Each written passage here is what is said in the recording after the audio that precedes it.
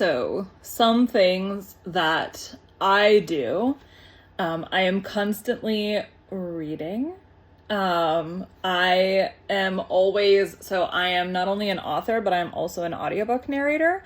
And so as far as audiobooks go, I am always narrating one book, sometimes doing edits, so listening through another audiobook. I am also prepping another audiobook. So prepping for me is like reading through it and noting any stuff about the characters. Do they talk in a deep voice? Are they really annoying? Are they, do they talk really fast? Is it the best friend? Is it, characteristics that might help me shape that character's voice when I am, what's called casting the character.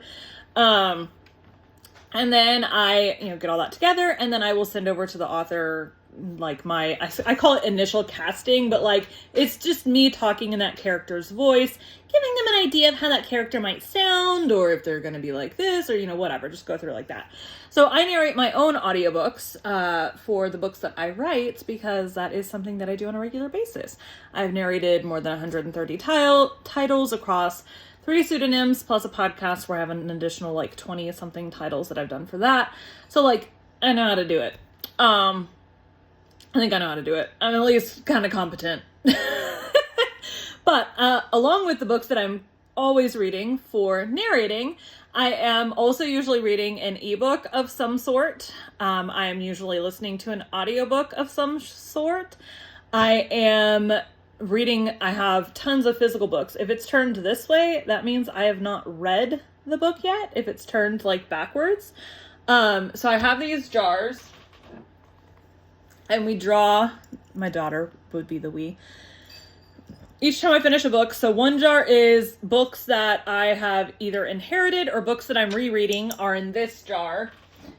And then books that I have never read before or really, really want to read are in this jar. So I'm constantly getting a mix of whatever. I'm a mood reader, but I also get bored with series. So I like to switch things up instead of reading this series here, for instance. Left Behind is the series right here.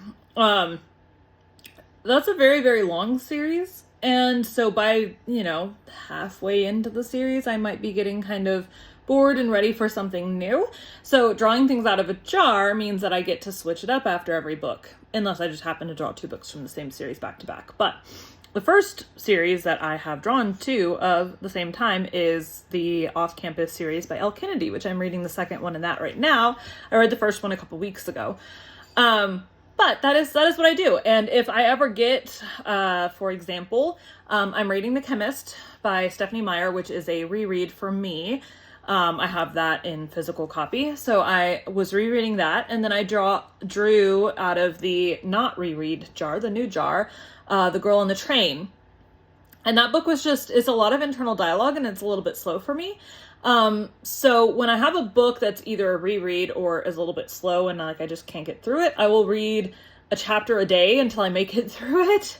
So I don't usually DNF. I'm more just keep getting through it. Or I just read The Girl with the Red Rope, something with the Red Rope by Ted Dekker. And that particular one, I am not a huge horror fan. And so I did that one a chapter a day to get through it, because it was not that it was a bad book. It was that it was not exciting enough for me. Okay. So I was reading The Chemist, I started The Girl on the Train, and I was like, these 2 are not enough to keep me reading consistently. So I drew a 3rd book, which is the second in the Off-Campus series. And that one is very good, and I am flying through that guy. So I just kind of keep adding books to what I'm currently reading. I'm also currently researching for not the book that I'm writing currently, but the one I'll be writing next. I'm reading a bunch of nonfiction books to get ready for that, to make sure I'm portraying the personalities correctly. And not missing anything. So constantly reading. My Goodreads is insane. I have 12 or 13 books going right now. I also read a story for my daily fiction podcast, and I'm also reading a book with my daughter. So those are also on there, but all the books count towards our reading goal, right? And and I just recently found out that we could count rereads, so I can count the audiobooks that I narrate, which I technically read 3 times. I count them 2 times because 2 of the reads happen at the same time because I'm like narrating in the morning and then editing it in the afternoon. But yeah, so that is, I'm always reading something. You can check out my Goodreads if you want to keep up with what I'm reading or what I'm publishing or whatever the case may be. There's a lot of books on there.